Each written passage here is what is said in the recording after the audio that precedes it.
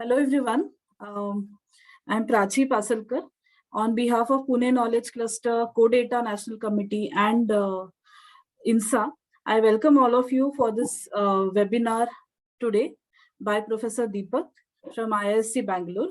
I would now request Professor Ajit Kembhavi, who is the principal investigator of Pune Knowledge Cluster and a well-known astrophysicist, to kindly introduce Professor Deepak. Thank you very much, Prachi. I'm very happy to introduce Dr. Deepak Subramani of the Indian Institute of Science to give his talk on, he'll be talking to us on machine learning and artificial intelligence for geoscience applications.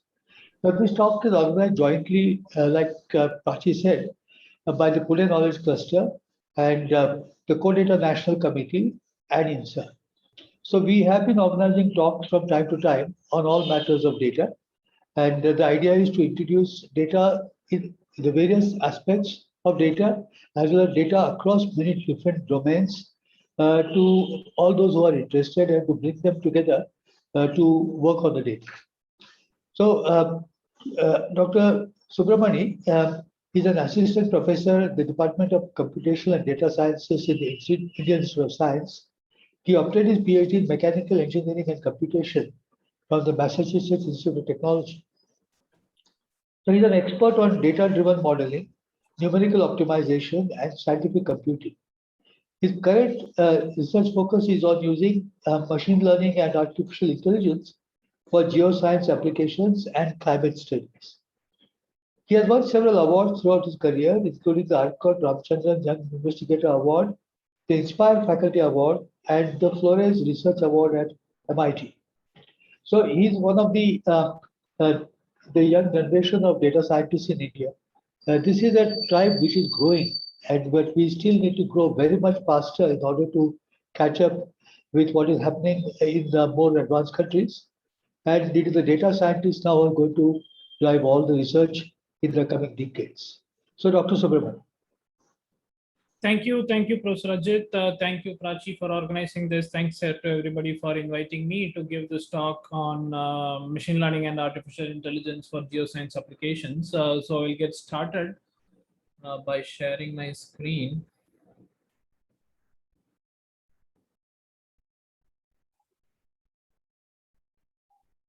Yes, it's visible. I'm going to put me on spotlight. Okay. Okay, good. So geosciences, right? So it's basically the science of Earth. It has different parts to it, including geology, meteorology, oceanography, and astronomy. And the most important characteristic of this science, right, the science of Earth, is that we have large spatial and temporal scales. So let us take oceanography, for example, right? So we understand the physics of the oceans or the flow of the oceans, the geophysical flow of the ocean. We understand that. We understand that in terms of conservation of mass, momentum, energy, the state, equation of state, all these things together. Typically, there are like 7 equations that we write, 7 partial differential equations, and some state equations that we write. That is well understood, right? So we understand what is happening over there. But if you consider just the Bay of Bengal, right? Just the Bay of Bengal that is there right next to us, right? So if you consider that, it's about 2 million square kilometers, right? So it's and the average depth is about 2 kilometers. If you just consider the data on the primitive variables, right? So that is velocities, the 3 components of the velocities, then pressure, right? So just the primitive variables, temperature, salinity, just the physical variables, if you consider that. And if you want to represent that on a 1 kilometer grid, right? So if you put a grid of 1 kilometer and have, so horizontally it's about 1 kilometer grids and vertically 100 levels. If I do that, just to represent one variable at one time, I need 10 to the power 9 data points. So I need 10 to the power 9 data points if I want to define temperature, let's say, at all of these locations in the Bay of Bengal, right? So that's what if I want to do. Now, you think 365 days a year, and if I collect data 4 times a day, right? So collect data 4 times a day, then you add 3 orders of magnitude to it, right? So this is for one variable. Now there are about 7 to 10 variables that we want, right? One more order of magnitude. We are really looking at big data, right? So this is huge amounts of data. And this is common in several fields of engineering and sciences, right? So natural sciences, especially so in the geosciences, where the scales of interest are really huge. So the question is, okay, we understand that the data is big, right? So the data is big in that, and the scales of the problem is huge. But the question is this data really available? Do we have this data? As I am telling you that there are 10 to the 9 grid points, but can we actually put a thermometer at all these 10 to the 9 grid points, or a thermocouple at all these points, and collect that data? Right, so from the ocean, you think about it, right? So think about the scale of that, right? So can we even do that, right? So that is not possible, right? That's not possible to put a thermocouple or a thermometer at all these locations and collect that data. So we do with whatever is available from remote sensing and a few locations where we actually send some buoys or floats that are present that collect the data for us. So satellites, right? So satellites are really good. They make an overpass maybe once or twice or maybe few times a day. They are temporally sparse, right? So in time they don't do at a very fine resolution. But in space, right? So in space they have a wider coverage area. Especially in the case of ocean, they can only see the surface of the ocean and maybe a few meters below, but not really in the depths, right? So, but at least wide spatial area you can cover, and sparse in time you can cover that. Then there are these buoys. India operates, I think, of the order of tens of buoys all around our oceans, and those are point locations where you get longer data, more temporally rich data, but spatially dispersed. It's only at a few locations you will get that. So it's like this old saying, right? So it's like an elephant, and there are all these people looking at it, and they say, okay, it's a wall, it's a fan, it's a spear, it's a snake, it's a tree, right? So people say different things. Like that, the satellite is telling you one picture, right? One ocean buoy at one location is telling you another picture, and some cruises, right? So people go out in ships and collect data. They send autonomous underwater vehicles and collect data. So there's multiple sources in which data is collected. And in addition to that, right, so over the last 30 odd years, right, 30, 40 years, there are big numerical models that are available. It's just 7 equations, right? So we have 7 equations. We understand those equations well at some resolutions of the ocean, right? So we still understand further aspects of the physics there, and we can simulate. Right, so from sparse data that is available, we can use techniques, classical techniques of estimation, and we can do a simulation of this 10 to the 9 grid points for a year, for 100 years, for 10 years, whatnot. And these models, these are physics-driven models that generate another set of big data. So now with all these sources, right, so all the sources, the numerical data, there is satellite data, there is in situ data, right? So all of these sources show us like these different people, right? So it is looking at the different aspects of the elephant, and we need to now stitch it together.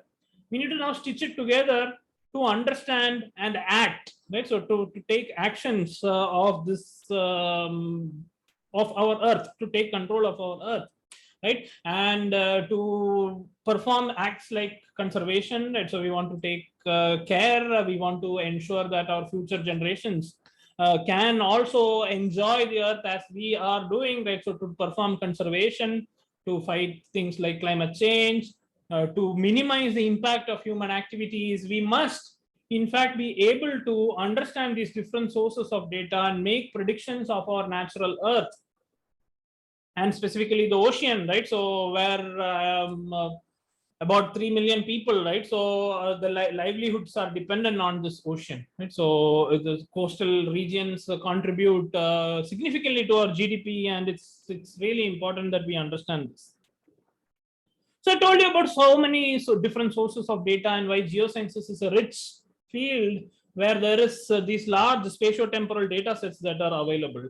Now let us take a slight deviation and try to understand how, as Professor Ajit mentioned, right? So he said that data scientists will the next generation of science will be driven by data scientists, right? So we mentioned that.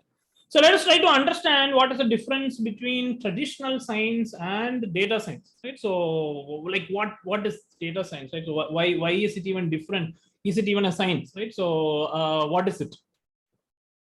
So in traditional science, right? So what happens? So this famous picture of Newton apple falling on the head, and he thinking about what is the reason why it happened, right? So how did the apple fall? What is the reason?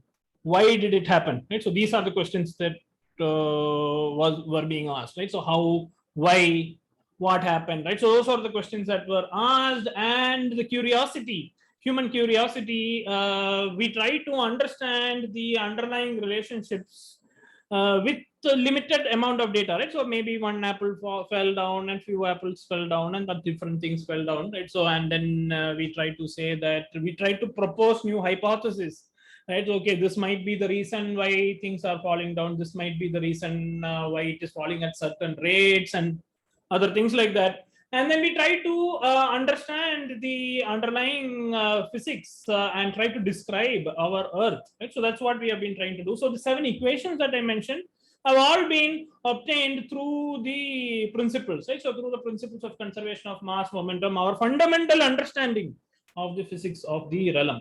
So if we fundamentally understand the physics of the realm, right? So then what we can do is this top part of this figure, right? So over here, which is what I've written as classical programming or traditional computational science, right? So it is computers that take rules that we have obtained as hypothesis, right? So we have obtained as hypothesis like first law of motion, F equal to ma, right? So du dt is something, right? So all these partial differential equations, all of those things are the rules that we know, and some amount of data is injected, right? Some amount of data from those buoys, from those satellites, right? So that sparse amount of data is injected, and then we use our computers to make predictions of our Earth in the future, right? So that's the traditional way of doing science, and that is typically called as big compute, right? So it's big compute. The reason why it is big compute is it is 10 to the 9, 10 to the 12 dimensional items that I'm trying to predict, right? So 10 to the 12 dimensional items that I'm trying to predict. It's a lot of data, and you need a lot of compute powers to do this prediction. And in Pune itself, right? So at the IITM Pune, right? So you have all these supercomputers that are present that crunch these numbers for you and make predictions of the atmosphere of the Earth, right? So for different applications, right? So you'll see, okay, is the cyclone going to come and hit Chennai's coast, right? So in the next coming few days, did that cyclone start? All of those is done by these massive computers using those equations and the amount of data that we have from satellite in situ observations and all of these things, and our understanding, our physics knowledge, which are called as physics-based model approaches. So this is physics-based modeling. This is what we have been doing traditionally and what we are doing today. Now let us look at the machine learning world or the data science world. In the data science world, what happens is traditionally, right? So traditionally, this is called as the empirical sciences. So in the empirical sciences, what is happening is that we have access to lots and lots of data, right? So lots and lots of data we know, and we are trying to discover relationships between the data based on some general principles and not by specific knowledge of the underlying processes. For example, let me take F equal to ma, right? So F equal to ma. Let us consider this system, and we will see how this F equal to ma could have been discovered through the classical approach, right? So classical traditional science approach, and through data science approach, how it could have been discovered. Okay. So F equal to MA is there, right? So in the classical approach, we make the hypothesis that, I understand that momentum must be conserved, right? So from some experiments, I understand that momentum must be conserved. Then if I conserve momentum, the rate of change of momentum must be something, right? So the rate of change of momentum must be something. And from that, we come to this relationship that the rate of change of momentum is the force that is acting on it, right? So force is obtained from that. So that's the hypothesis we build, and then we conduct a few experiments and say confirm our hypothesis that F is indeed equal to MA. Okay? So this is what we will do.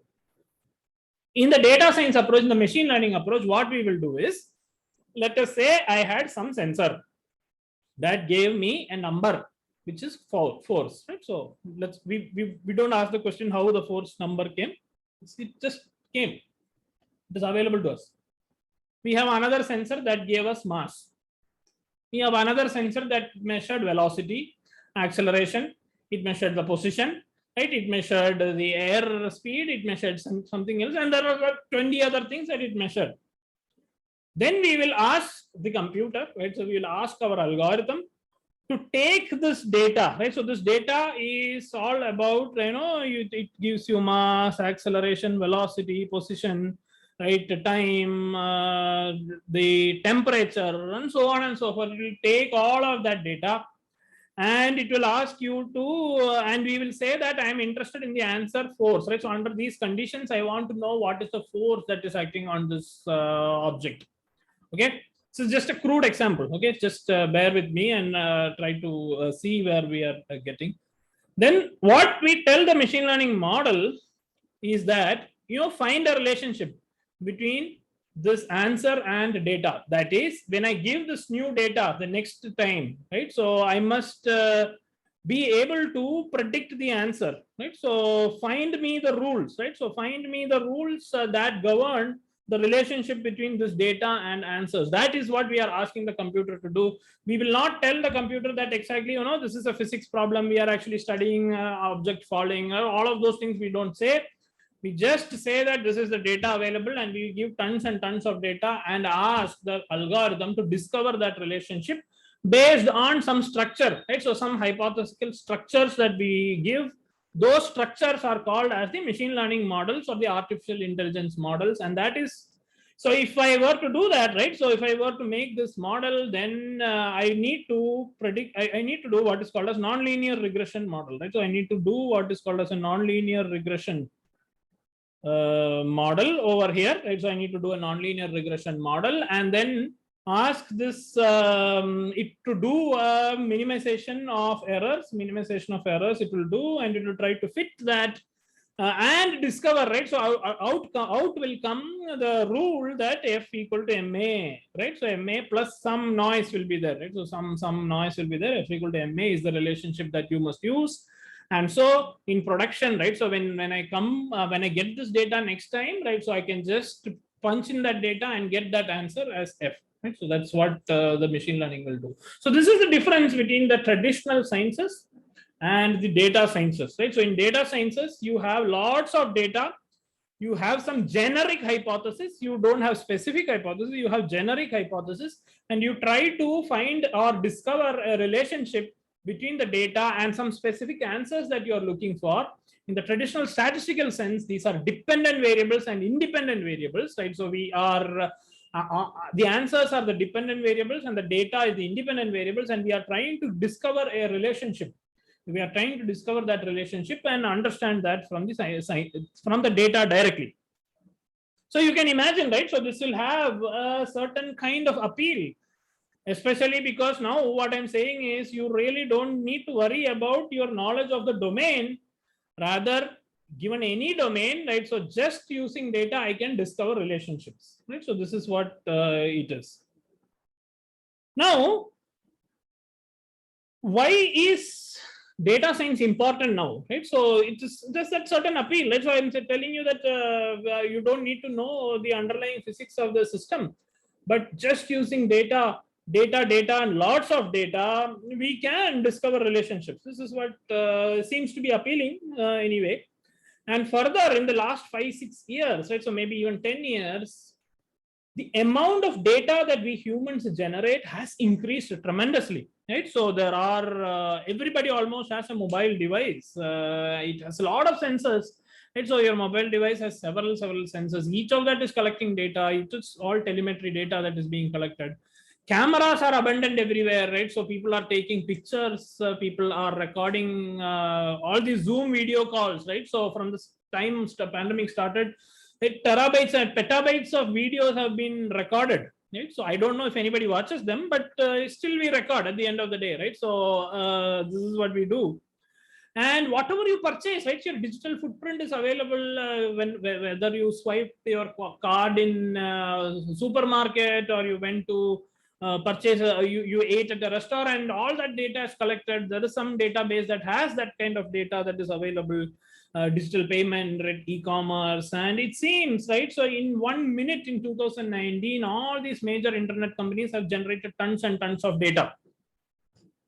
Now, our astrophysics, our geosciences, we all have been collecting lots and lots of data, right? So of the same order of data, we have been generating either through physical models or through telescopes or through remote sensing instruments. We have been collecting this kind of data.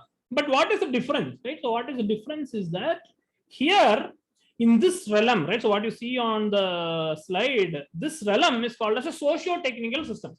So in socio-technical systems, you only have data, right?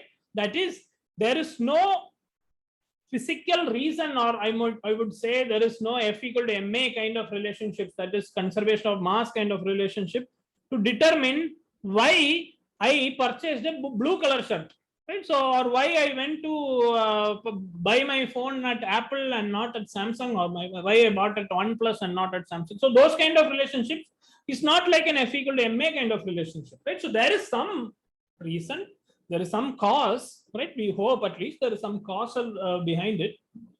But we have lots and lots of data, and we must discover these relationships in order to make a prediction that is helpful to us, right? So these realms, the socio-technical realms, have lots and lots of data, not much physics associated with things, and we want to make predictions in both the situations, right? So in the geosciences or the traditional sciences, engineering, and in the socio-technical system, both of these situations, we are actually interested in making predictions. Right? We want to make predictions in one situation. We want to make a prediction to ensure that the cyclone does not hit the coast before we can evacuate the people. In the other situations, we would want to know that what phone I'm going to purchase next, so that I can throw an ad in front of you and I will click on that, right? So in both the situations, I am making predictions. In one situation, I'm making a prediction of a natural system. The other situation, I'm making a particular prediction of a socio-technical system. But in the natural systems, right, in the world of the natural systems, right, so we have data and we have knowledge, right? So we have data and we have knowledge, some knowledge of what is happening, and we set up hypotheses and we build models and try to make predictions of it. In the socio-technical world, we have just data and we set up generic hypothesis, right? So that is, the relationship is linear, the relationship is based on a neural network, the relationship is a random forest, things like that, and try to make a prediction there. So let us look at, so now that we understand, right? So now that we understand what is traditional science and what is machine learning or data science or artificial intelligence, right, what it is capable of doing, let us look for the scope of applying those techniques in the geosciences, right? In fact, I can replace geoscience with any other sciences, right? So what is the scope of applying all these things in the traditional fields that we know already? The number one application, I think, is that it can be used to do outlier or novelty detection of data from observational platforms. So you have all these observational platforms like satellites or ocean buoys, all these things, they generate lots and lots of data. They have sensors that generate data and send it back. You can use these AI/ML techniques to detect outliers and say whether that sensor is operating normally or not. Right? So it's a tremendous application. It can be done. The second application is to identify locations where we can install new observational platforms. So I told you, right? So the installing observational platforms is an expensive process. It is very sparsely distributed, right? So, and to launch a new satellite is an expensive process. To put sensors on the satellite is an expensive process. So what are the sensors that must be deployed? What is the angle that it must be used, right? So where to I install new observational platform? All of these things can be identified using applications of algorithms like AI ML, right? So this can be done. And the third task is to automate labor intensive processes. I will talk about the very first application that I'm going to talk about is exactly on this, where we try to automate a labor intensive process of feature extraction from remote sensing images, right? So that's one application that I'm going to talk to you about. Another application that I'm going to talk to you about is guidance of autonomous platforms, right? So we send these autonomous underwater vehicles, AUVs, those AUVs, right? So they can go around in the ocean and collect the data and how to guide them, right? So that they can go to the correct locations and collect the data and come back in an optimal fashion, right? So for all of those purposes, AI ML is good. Now, if you want to discover non-linear relationships between variables, right? So if you want to discover non-linear relationship between variables that you observe in an experiment, lots of observational data if you have, and you want to discover non-linear relationship between them, this AI ML techniques are good for that. You want to make a physics-inspired prediction of time series observational data. When you have observational data, you want to make these predictions. This is good, right? So AI ML is a very good tool to apply in such situations. So we know some situations where AI ML can be applied. Now we must also know of situations where it is not useful to apply AI ML, right? So there is a fad among students and many researchers that to replace physics models with AI ML, right? So they think that okay, running a weather research and forecasting model or running an ocean model is expensive, time consuming, and mostly people don't understand what happens inside, right? So at least the people who run the models really, right? So not the people who sit at the top, they understand things, right? But new students and new scientists and staff who come and try to run these models, right? They inherit a legacy system and they think that, okay, I don't understand what is happening. Let us replace all of this with neural networks, right? So that is not a good application of using AI ML to replace physics models. You can actually do calculations and show that the compute time of training and inference of deep neural network models is way too high to replace physics models, and it is not worth doing that, right?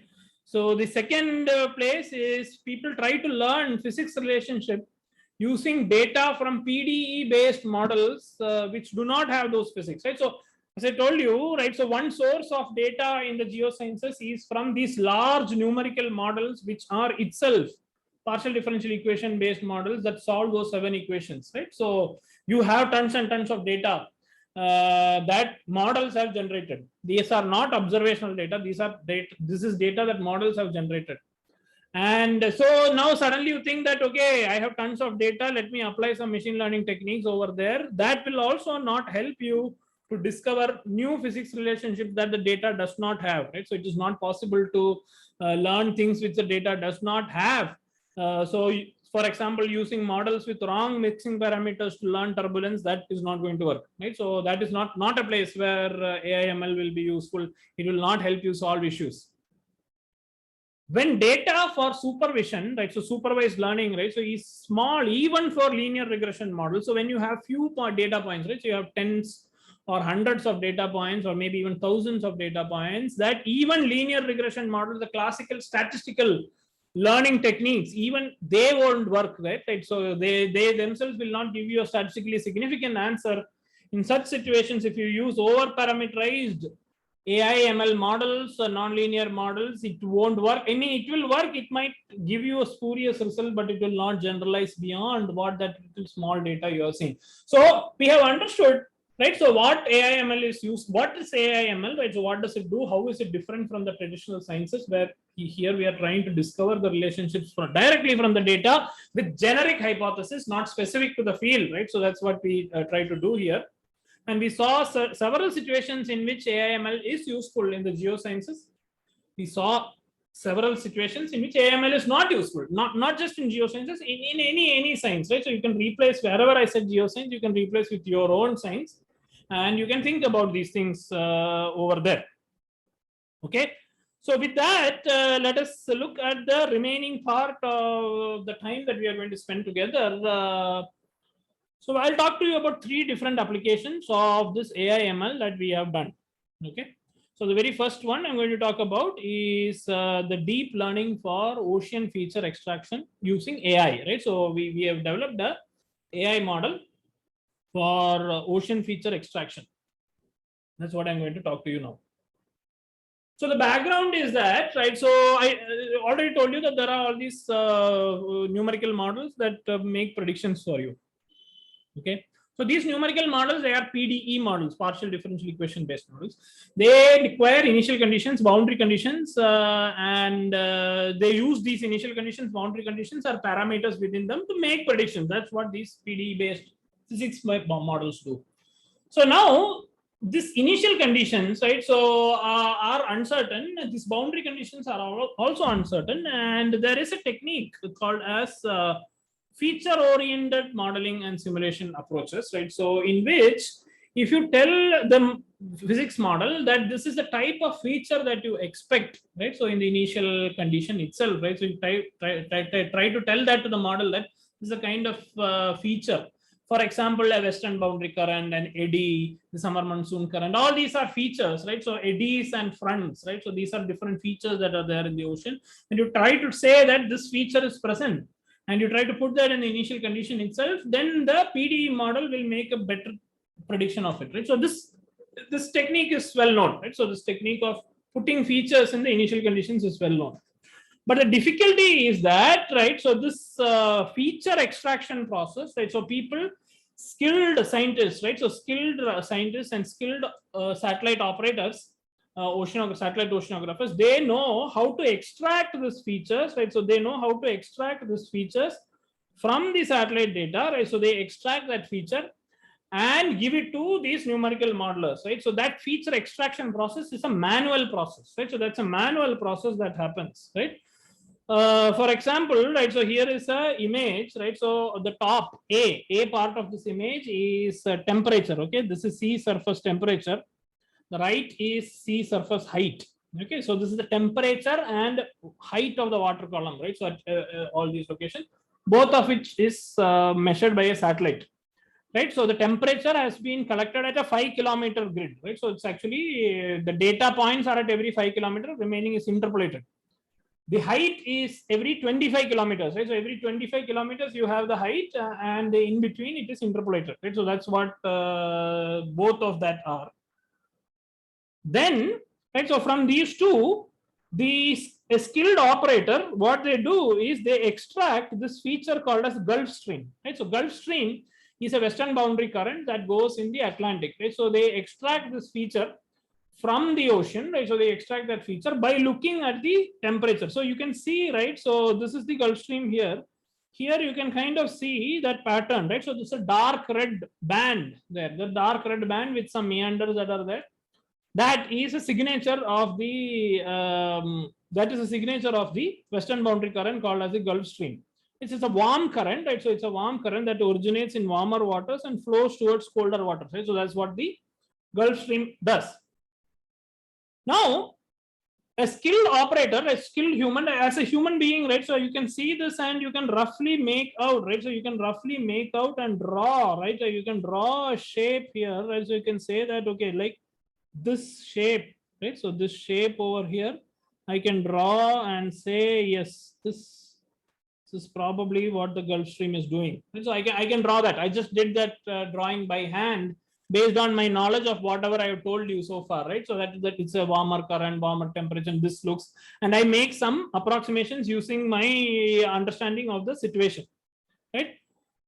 So that is exactly what is currently done, right? So using these two images, height and temperature and height, a human operator, they draw this line, right? So what you see on this screen right now is that the Gulf Stream has been drawn by hand, extracted, and there are other features, right? So when the Gulf Stream spins off water, the whirlpools form, water whirlpools form.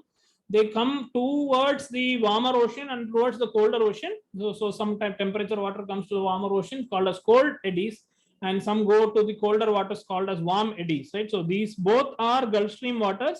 What this has just come to the part where the surrounding water is warmer. This has gone to the part where the surrounding water, right? So this has gone to the part where surrounding water is colder. So they are called as warm eddies and cold eddies. So the task which the human operator does is to produce a figure like this, looking at the sea surface temperature and height and their own knowledge that in a February month, this is what it looks like. In a March month, this is what the Gulf Stream and eddies look like.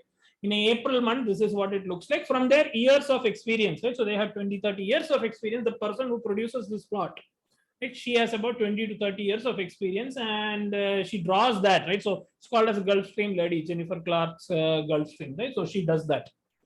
So what we want to do is, so we want to automate this process and extract, right? So as you see on this figure, right? So as you see in this figure, just given, right? So this green is the Gulf Stream, blue is the cold eddy, and red is the warm eddy, right? So this is extracted from the human operator. What we want to do is we want to develop an AI algorithm that will take just the SST, SSH, and give this as output directly, right? Without a human actually having to go there and draw it, right? So that's what we want our AI system to do. This is what I said. One of the applications of AI ML in the geosciences is to automate this labor-intensive processes so that we can make our systems run faster. Right? So that's what we want to do. And this problem, in fact, has been studied from the beginning of satellite oceanography. Right? So when satellites were first used, you can see papers in the 70s, right? So 80s. The 90s, where people have tried to do this extraction in classical computer vision task. This is a classical computer vision task of detecting edges. It's an edge detection problem, right? So you just need to detect that edge. So that's a threshold-based edge detection technique was developed early on, right? So in the 70s, 80s, Cornelian and Kayula, right? So they developed this edge detection technology. Thereafter, at the beginning of neural network, right? So before these deep networks, GPUs, everything came, beginning of neural networks, people try to do a feed forward network without spatial information into it. And all of them got reasonable success, but not great. Not great enough to replace the human, right? So that's what was the situation when we started our work. And the main challenge was indeed, right? So the threshold, it depends on seasons and months. It cannot be a constant. We need more human intervention to do that. The locations have a spatial dependence, right? Temporal dependence. None of these threshold-based techniques, etc., could detect these eddies, loops, and Gulf Stream all at the same time, as a human can do. A human can draw all the three features, they can extract it at the same time, but none of the classical methods were able to do that.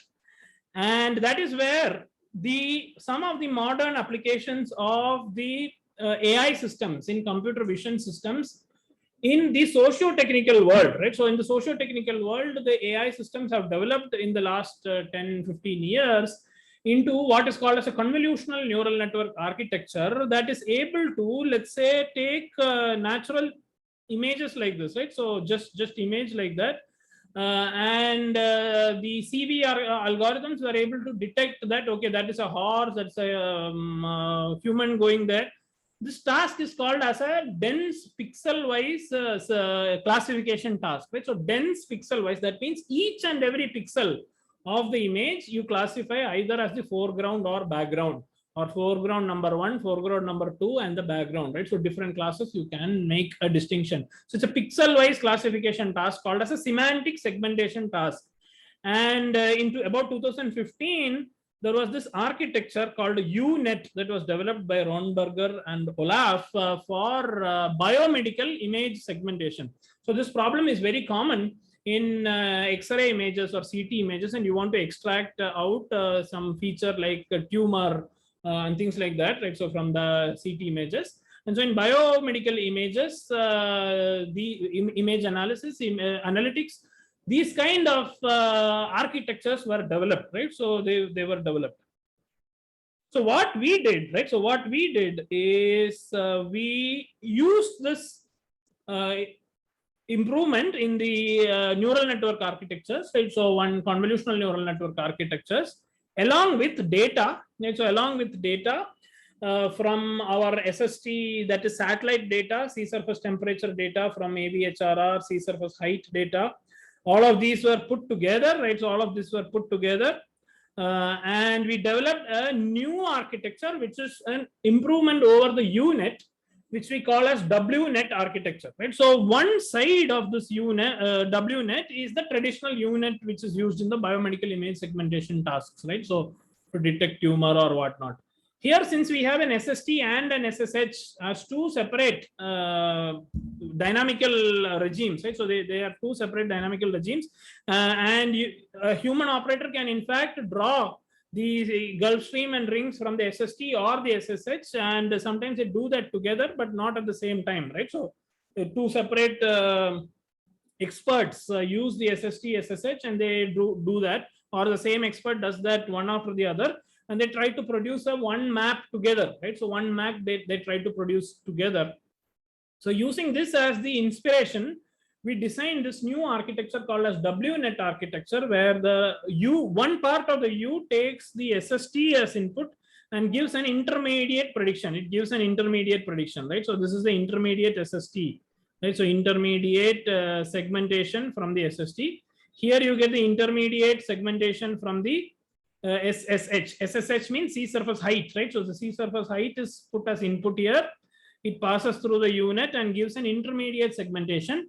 Both of that is put together, right? So both of that is put together, and you get a prediction, right? So you get a final prediction. Then that final prediction is compared with the human annotated ground truth, right? During the training phase, it is compared with the human annotated ground truth and the loss evaluated.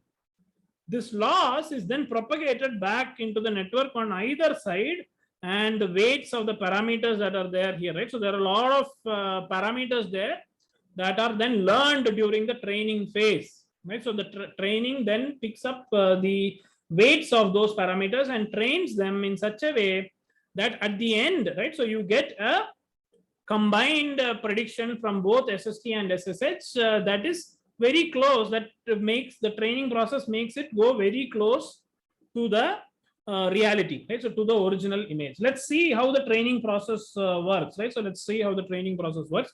So the top left is the SST, right? So here is the SSH. This is the ground truth, right? All the three are not going to change when training, right? So different iterations of the training, right? So the weights are getting updated. You can see what the prediction happens, right? So what happens to the prediction over here, right? So pay attention to the right bottom figure. Right, so initially it is not learning anything, and after some epochs have passed, after some number of training cycles have passed, the WNet, right? So our architecture is able to start detecting, right? So it is starting to detect the Gulf Stream, warm eddies and cold eddies, and it converges, right? So the weights of the network converge at some point of time.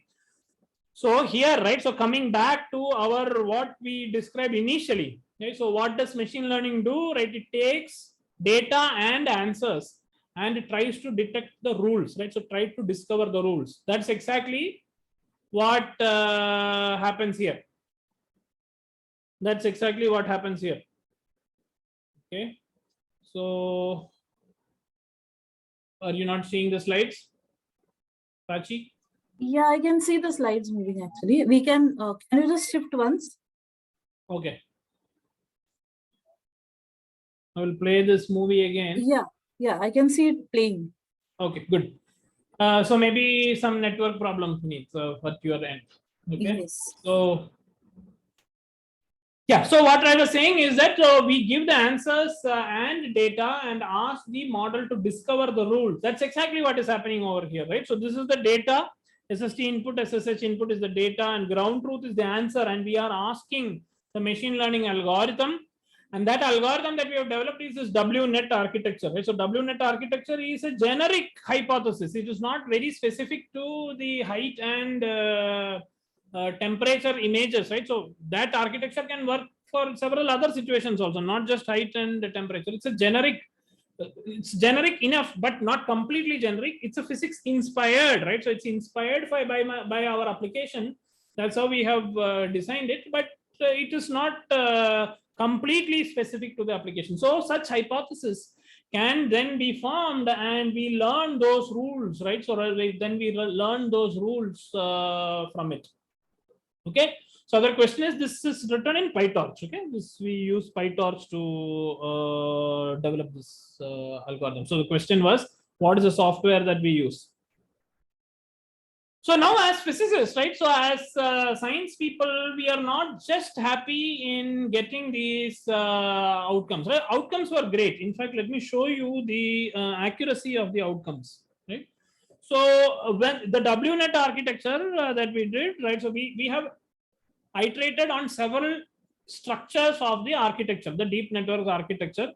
We have done several iterations where we tried just with SST, just with SSH, just a unit with both SST and SSH at one end, right? So different loss functions, different number of hyperparameters, using a low resolution, high resolution, different combinations we have tried.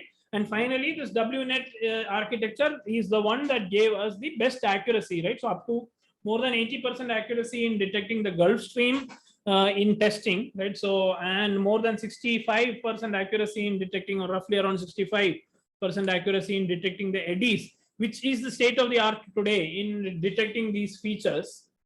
So it was performing great, but we as physicists, right? So we are not just interested in the outcome, right? As data scientists, as just pure machine learning engineers, you might just be okay with that accuracy and then put it into production. But we actually want to understand, what is happening behind the scenes, right? So what is each channel doing, etc. Right? So that's what we want to do. And so that when we look at those, right? So when we look at the different channels that are producing, we see that the SST is detecting certain structures, SSH is detecting certain other structures, and the SST plus SSH is detecting what is remaining, and it is giving you very good accuracy. And we use it for detecting on completely unseen images, right? So these images have not been seen by the training at all. Actually, the training was completed, and in July of 2019, we got new data from both Jennifer Clark and the SST SSH, and we use that to make a prediction, and we see excellent predictive capability, right? So to unseen data also for several months, right? So not just 1 or 2 months or several months, we get excellent results for unseen data. So to summarize this part, right? So we use a WNet architecture for the simultaneous detection of Gulf Streams and rings. This paper was recently accepted. So if anybody of you is interested in learning more, right? So about those intermediate structures and how we actually perform the training, what is the software stack that we use, what is the data augmentation that we perform, all the details are there in the paper, right? So all the details are there in the paper, so you can go ahead and look at that. Okay. So this is one application, right? So this is one application where we looked at the use of AI for replacing human in labor-intensive tasks, so that effort can be better utilized in making predictions elsewhere, right? And also that expertise is not cheap, right? So one person had that expertise. Now we have developed an algorithm. And it can be scaled up further, right? So that is the idea over here, right? So now anybody who knows how to run software can do that, and do that for different parts, different regions. We have shown it for the Atlantic, but it can be done in the Indian Ocean, Bay of Bengal also, right? So not just for the several others. So that's one power, right? So one application where AI ML is a clear winner, right? So it's a clear winner. There is no doubt about the utility of AI ML. Okay, Prachi, how are we doing on time? Do we have to wrap up in 10 minutes or?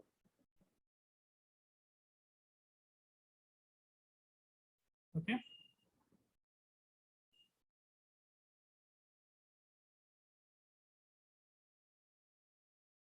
Okay, fine. Hello. So we will go to the next part, right? So next part is we developed an algorithm for figuring out the suitability, habitat suitability of Asian elephants in India. So human elephant conflict, right? So it's a big major problem, right? So human elephant conflict is a major problem. So you see news every day, right? So that elephants died. So this is actually couple of days ago, not even just a couple of weeks or months ago. This in fact is today, right? So this is today's news. A farmer was trampled to death by elephant in Chittagong, and elephants die, humans die, human-elephant conflict is high.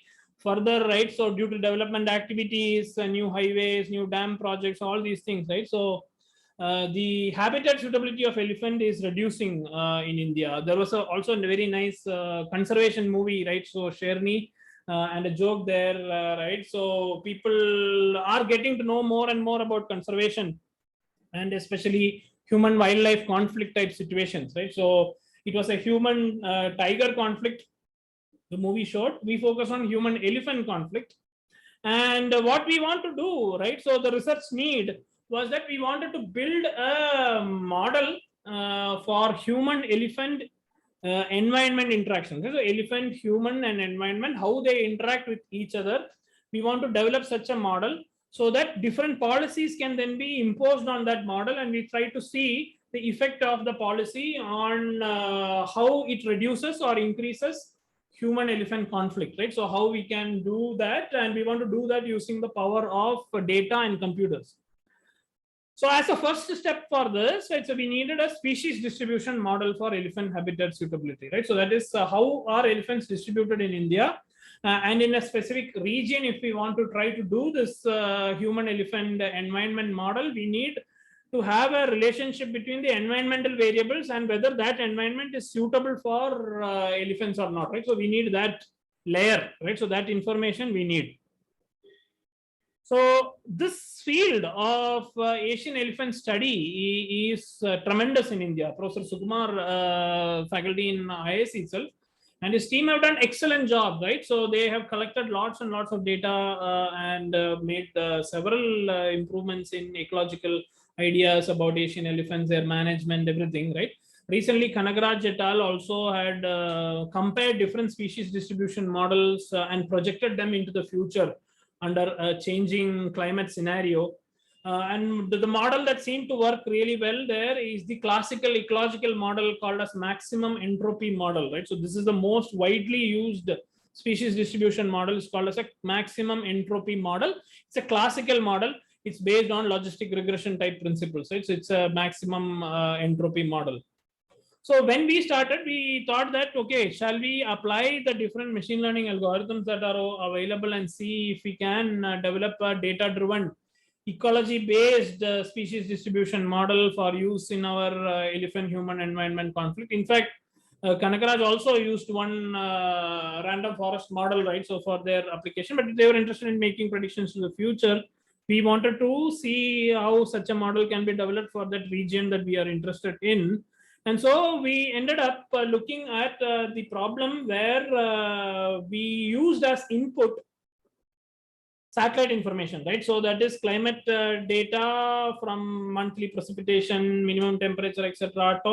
Topographic feature data from Landsat, right? So that we need elevation above sea level, distance to rivers, distance to road, LULC, land use, land cover, net primary productivity, leaf area index, NDVI. Most of them are from satellite sources, others are from numerical models. These kind of data we use as input, and we want to see what is the combination of those environment variables which makes a suitable habitat for an elephant, Asian elephant. So first we collected this background information, environmental data, and we also look at the elephant presence data from the GBIF repository. All are available data, right? So publicly available data. We did not go out and do any data collection. This is just publicly available data. And the goal now, again, as I said, right? So one of the ideas which machine learning models can do is if you give question and answer, it will discover the rules, right? So here the input is known and the target is known, and we just need to develop a model over here that when a new input is given, it can give you the output, right? So that is what exactly a species distribution model does. So we developed a random forest model, a random forest algorithm, which is a classical machine learning technique. A random forest model, at the end of the day, it is an ensemble model that is built based on decision trees, right? So we use multiple decision trees and combine that together in an ensemble approach, right? So combine that together in an ensemble approach to give predictions of individual models, and then we average all of them together. We average all of them together, and then give that as a prediction of the random forest model. So it's like 600 experts giving their opinion about whether a combination of the environmental parameters will have an elephant or not. These 600 different models have learned it from the data that we provide, and then they give their opinion about whether elephant is present or not at a given pixel, and then we aggregate them, right? So aggregate them. So here I'm showing 600, but in the actual model we have used a different number. And then we perform the training and testing, and we get very good accuracy, right? So 0.87 AUC, high F1 score, high recall precision, all metrics that are associated with these kind of classification tasks, we do well.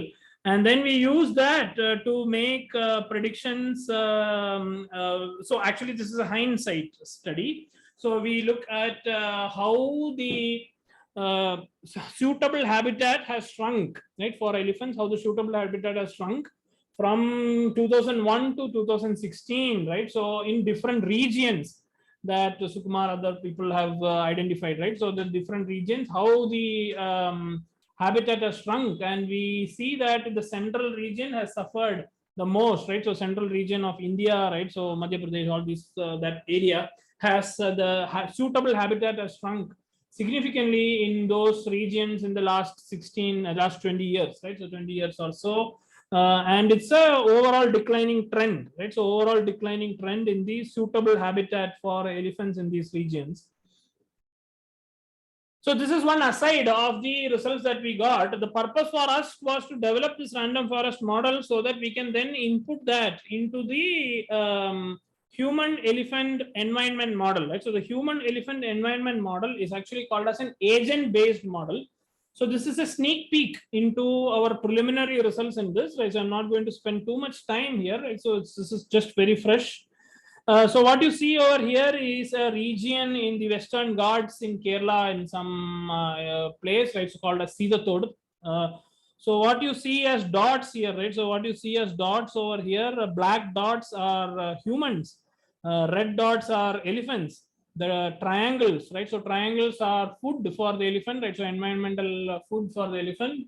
And we then simulate the movement of elephants and humans in this region and see if they come into contact with each other based on some rules that we specify. Right? So based on rules that we specify, and these rules can be modified based on the policy that we have, right? So, and then the idea of this building such a model is that given an environmental field, we can then know where the elephant will live, which area is suitable for the elephant, that will be identified. Then elephants will be released, humans will be released in the model. Then they interact with each other based on the rules of the game that is there. And this is what is called as an agent-based modeling approach, which is a AI approach, right? So it's an artificial intelligence algorithm called ABM, agent-based modeling approach. And this can be done for policy assessment, right? So assessing what is the good policy to use for reducing human-elephant conflict, reducing human deaths, and reducing elephant deaths at the same time. Right. So this work, right? So the first part of this work of developing a random forest algorithm, which will take the environment as input and give us output whether an elephant will be present there or not, is going to be presented in the INGARS conference next month, right? So it's going to be presented there. It's a new random forest model for the Asian elephant in India. This is a component to our larger agent-based elephant human environment model. That work is ongoing. Hopefully by the next time I meet you guys on some other venue, we will have more results on that agent-based model. Okay, so this is a second application. So the first was an AI application where we were replacing a human. This is a second application where we are developing an input-output relationship model, right? So that is competent for doing a species distribution random forest model at that. It's a classification task that we are performing, right? So both of that are supervised learning algorithm. The very first algorithm was a deep learning algorithm, an AI algorithm. The second one is a classical machine learning algorithm. It is trained by CART algorithm, right? So this is what the second one is.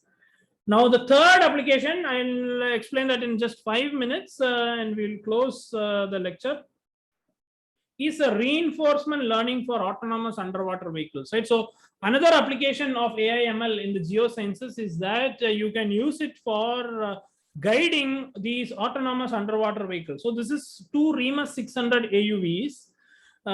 So these REMUS 600 AUVs are autonomous underwater vehicles, right? So you can program them to go into the ocean, go out, collect the data, and then come back safely, right? So without any human intervention. This is the job of a autonomous vehicle.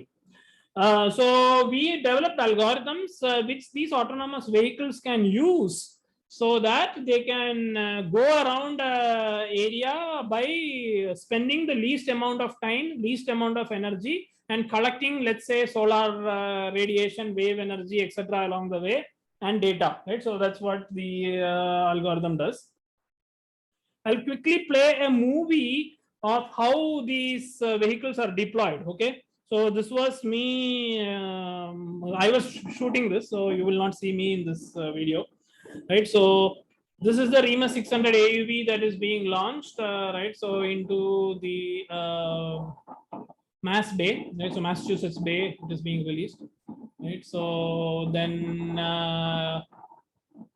we release that AUV, it's a robot, right? So then it keeps going, right? So it keeps going and then it dives. Right? So at some point of time it will dive. See, it dived down, right? So after it dived, right? So the robot control takes over, the computer takes over, and it makes it move, right? So it makes it move. So how do we make it move, right? So this particular application, we used a PDE based level set algorithm to do that calculation. We have now developed a reinforcement learning based approach, a machine learning algorithm and AI algorithm that can then use the information around it to take actions such that the path is the path length, energy used, everything is minimized, right? So the key idea here is that we use what is called as a Markov decision process, an MDP algorithm, and that algorithm, what it does is, right, so it considers as a discrete grid world, right? So it considers a discrete grid world where the space is discretized into grids and time is also discretized. So we have a spatiotemporal grid world. And the action, right? So the action the AUV can take is how fast to go forward and at what angle it must go, right? So that is also determined. And each time the AUV takes a step, right? So each time the AUV takes a step, it gets a reward. So if it is doing a time optimal mission, right? So it wants to go from this dot to the star in the minimum amount of time, right? So if you want to go from the dot to the star in the minimum amount of time, it will use a temporal reward.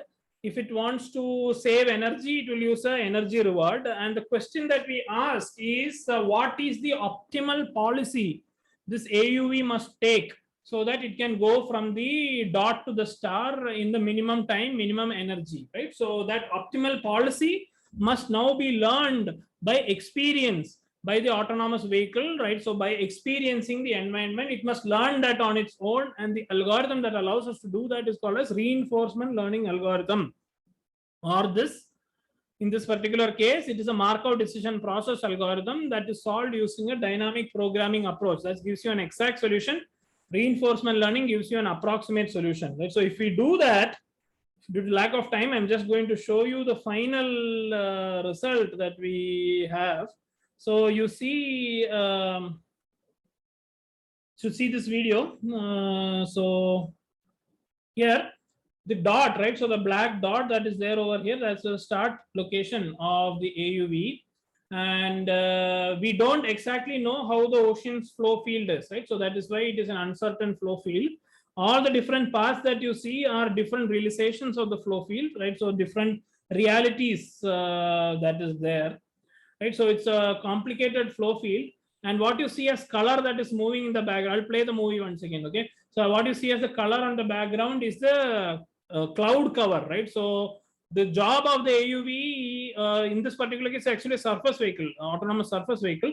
what it does is it goes and collects the energy along the way, and it tries to minimize the time and energy as it is the net energy collection, right? So it has to collect maximum and spend minimum, also optimize the time and reach the target. And then there are these ships that are moving. It must avoid those ships, right? So that's the complex mission this AUV is performing, and using our GPU accelerated algorithm, right? So we have a GPU accelerated algorithm that gives that enables you to calculate this solution in a matter of minutes compared to traditional solvers that take hours to compute, right? So this is a AI system that we can then train in a matter of minutes using GPUs, right? So a non-GPU solution will take a lot of time to do that. And what you see over there, right? So is the different paths, is the policy that the vehicle has learned, and using that policy, it goes in simulation. So all of this is in simulation.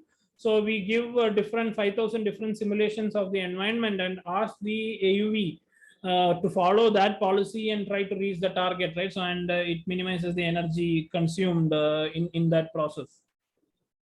So overall, right? So in summary, we have seen, right? So what we have seen is the three different approaches. Three different applications of AI and ML in geosciences. The first one we looked at replacing a human operator who was a skilled operator who extracted the Gulf Stream and rings from satellite images. We developed a deep learning AI system to do that. The second application was to develop an input-output relationship model that was not a linear model. It was a random forest nonlinear model that enabled us to make predictions of whether a pixel is suitable for an elephant or not, based on environmental factors, right? So other environmental factors and known data of the presence location of elephants. It is at least as competitive as the maximum entropy maxent model that is there. It's a random forest algorithm that we use. The third application, we did not get too much time to discuss that. There are several videos of me explaining this in YouTube in other places, right? So of this reinforcement learning for autonomous underwater vehicles, right? So and even level set methods for underwater vehicles, right? So if you are interested, you can go ahead and look at those, right? So that these algorithms again are AI algorithms that have tremendous application in the geosciences, right? So this is what I wanted to talk to you guys about, right? So in the time that is available to us, this application of machine learning and artificial intelligence for geosciences, right? So thank you very much. If there are any questions, I am happy to take them. Yeah, thank you so much, Dr. Deepak.